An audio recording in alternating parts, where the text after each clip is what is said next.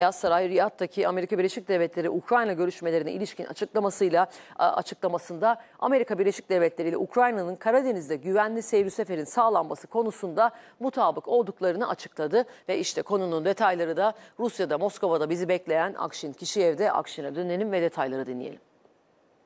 Evet, Rusya ve ABD heyetleri arasında Suudi Arabistan'ın Riyad kentinde yapılan görüşmelerde tarafların Karadeniz'de deniz taşımacılığının güvenliğini sağlamayı hedefleyen Karadeniz girişiminin uygulanması konusunda uzlaştığı bildirildi. Kremlin'den yapılan açıklamaya göre anlaşma kapsamında Rus tarım ürünleri ve gübre ihracatının yeniden küresel pazara erişimini mümkün kılacak şekilde bazı yaptırımların kaldırılması öngörülüyor.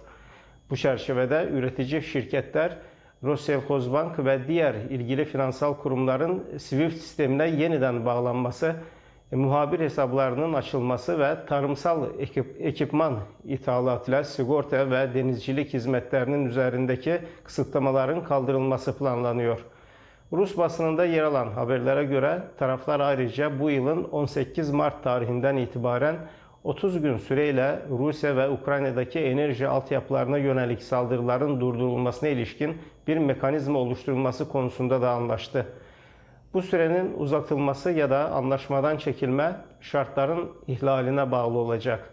Beyaz Saray'dan yapılan açıklamada ise Riyad'da Ukrayna ve Rusya ile yapılan görüşmelerin sonucunda güvenli deniz taşımacılığı ve enerji altyapılarına yönelik saldırı yasağının geliştirilmesi yönünde mutabakat sağlandığı ifade edildi. ABD tarafının açıklamasında Rusya ve Ukrayna ile Karadeniz'de deniz taşımacılığı güvenliğinin sağlanması konusunda uzlaştıkları duyurulsa da Washington'un Rusya'nın bu görüşmelerde öne sürdüğü şartlarla ilgili Washington'un açıklamasında herhangi bir bu şartlara değinilmemesi de dikkat çektiğini diyelim ve sözü tekrar size bırakalım.